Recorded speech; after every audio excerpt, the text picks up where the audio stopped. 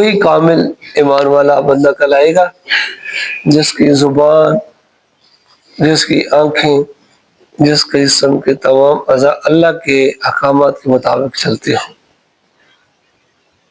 وہ اپنی مرضی اور اپنی خواہش اسلام کے اندر داخل نہ کرے کہ میں اسلام کو اس طرح مانتا ہوں، یوں کرتا ہوں یا یوں مانتا ہوں، اس کو ویسا نہیں ہے، بلکہ جو اسلام کہتا ہے اس کے مطابق اپنے آپ کو چلائے، اس کے مطابق اپنے آپ کو ڈھالے، اس کے مطابق جو ہے اسلام کو مانے اور اس کو تسلیم کرے، اس کے اوپر کیا کرے، عمل پیرا ہو۔ باقی یہ چیزیں جو اس وقت مسلمانوں کے اندر آ گئی ہیں تو یہ اس کے اندر نقصان پہنچا رہی ہے اس کو، جس مقام پہ اس مسلمان نے پہنچنا تھا وہ اس کے اندر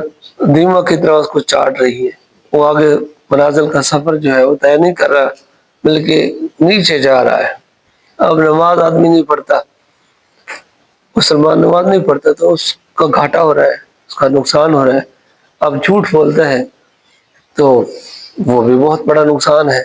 غیبت کرتا ہے تب بھی بڑا نقصان ہے، رشوت کھاتا ہے تب بھی کیا کرتا ہے، بڑا نقصان ہے، دھوکہ دیتا ہے تب بھی نقصان ہے، امانت کے اندر خیانت کرتا ہے تب بھی نقصان ہے، وعدہ خلافی کرتا ہے تب بھی کیا ہے، نقصان ہے، زکوٰۃ نہیں دیتا تب بھی کیا کر رہا ہے، اپنا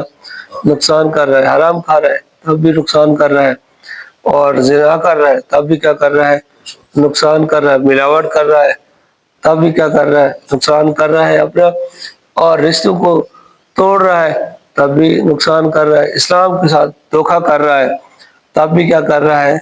دھوکہ کر رہا ہے، اللہ کے احکامات کے اوپر نہیں چل رہا تب بھی کیا کر رہا ہے، نقصان اٹھا رہا ہے اور اپنا خسارے کی طرف کیا کر رہا ہے،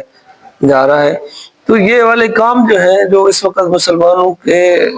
ہڈیوں کے اندر رچ اور بس گئے، اس سے وہ نکلنے کی کوشش یہ نہیں کر رہے۔ تو جب تک یہ چیزیں ان کے اندر یہ موجود ہیں اس وقت تک